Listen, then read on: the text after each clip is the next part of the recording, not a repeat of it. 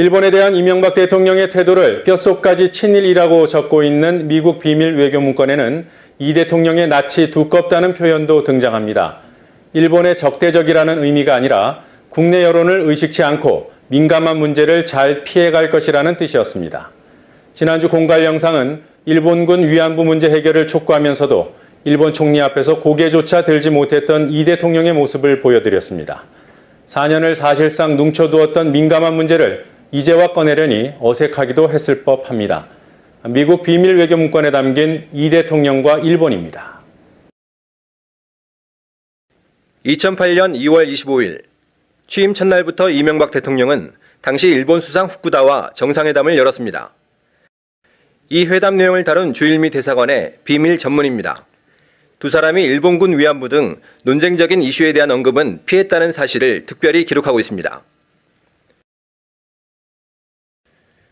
두 달 뒤 도쿄에서 열린 한일 정상회담 직후 주한미 대사관은 이명박 시대 한일 관계를 전망하는 보고서를 작성해 본국에 보냅니다.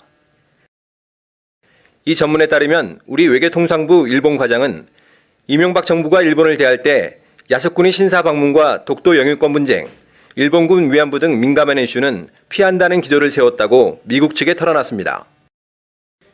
이 전문은 이명박 대통령이 노무현 전 대통령에 비해 낯이 두꺼워 한일 간의 사소한 분쟁은 견뎌나갈 수 있을 것이란 주한 일본 대사관 관계자의 말도 함께 실었습니다.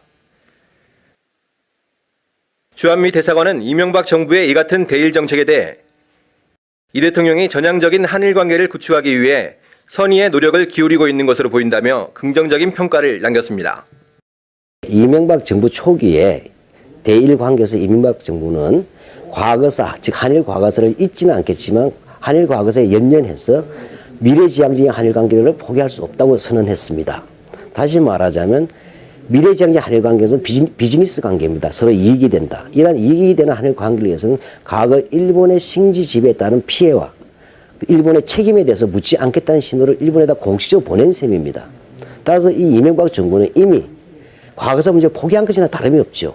그런 상황 속에서 대표적인 위안부 문제라든지 또는 여성 근로정신대 문제라든지 야스쿠니에 강제로 모셔져 있는 조선인 합사자 문제라든지 이건 하나도 대응하지 않았습니다.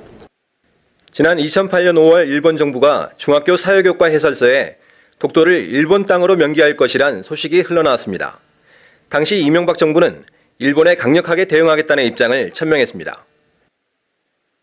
하지만 그 직후 도쿄에서 열린 한일 외교차관급 회의 때 우리 대표단이 보인 태도는 강경 대응과는 거리가 멀었습니다. 당시 회의 내용을 다룬 주일 미국 대사관의 전문입니다. 양측이 독도 영유권과 관련된 교과서 논란을 가볍게 취급하고 넘어갔으며 한국 대표단은 일본 측에 약간의 우려만 전달했다고 기록하고 있습니다. 국내에선 강경 대응하겠다고 해놓고 정작 일본에 가선 항의 한번 제대로 못한 것입니다. 이러다 보니 이명박 정부는 일본이 도발만 해오지 않으면 감지덕지하는 지경에까지 이릅니다.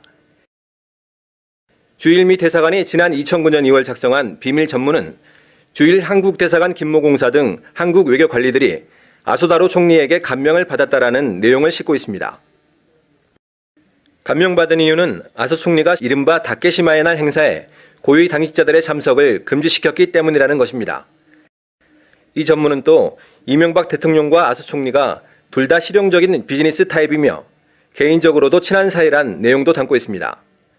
아소는 총리가 되기 전 창씨 개명은 조선인들이 원해서 한 것이라는 등의 망언으로 악명 높았던 인물입니다. 한편 미국이 동북아 역사재단과 진실화해위원회, 민족문제연구소 등 과거사 관련 역사기관들에 대해 매우 부정적인 시각을 갖고 있었다는 사실도 위키릭스가 공개한 미국 전문을 통해 새롭게 드러났습니다. 2008년 5월 2일자 미 대사관 전문에서 당시 미국 대사 버시바우는 일본과 보다 밀접한 유대관계를 맺고자 하는 이 대통령의 열망을 몇몇 역사문제 기관들이 가로막고 있다고 평가했습니다. 그는 특히 역사문제 기관들이 그들의 존재를 다시 한번 정당화하기 위해서 일본이 실수해주기를, 즉 도발해주기를 애타게 기다리고 있다라는 표현까지 동원했습니다. 결국 미국은 아주 간단한 입장이에요.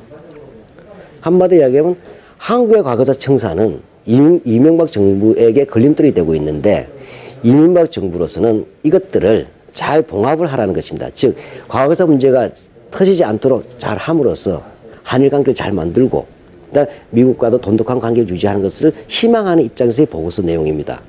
다른 말로 하자면 미국은 결코 한국의 일제 식민 지배에 따른 고통이라든지 또는 이후에 민주화 과정에서 있었던 수많은 인권유린이나 민간의 학살 문제에 대해서 한국인들의 그 고통에 동참하고 이해한다기보다는 그러한 것을 오히려 이명박 정부가 잘 컨트롤할 수 있기를 바라는 입장이 있다는 점에서 사실은 대단히 우리로서는 실망스럽고 또 분노하지 않을 수 없는 내용입니다.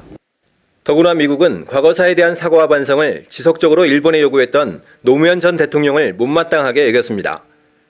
이명박 대통령이 취임하기 직전인 2008년 2월 20일자 전문에서 버시바우 대사는 한국을 방문한 미국 정부 당국자들은 노무현 대통령이 늘어놓는 반일 입장의 장광설에 시달려야 했으나 오사카에서 태어난 이명박 당선자는 그의 전임자보다 일본에 대해 훨씬 덜 적대적이라고 평가했습니다. 헌재 결정과 여론에 떠밀려 임기 말년에 갑자기 일본군 위안부 문제 해결을 요구하고 나선 한국 대통령을 일본이 어떻게 받아들일지 짐작하는 것은 그리 어려운 일이 아닙니다.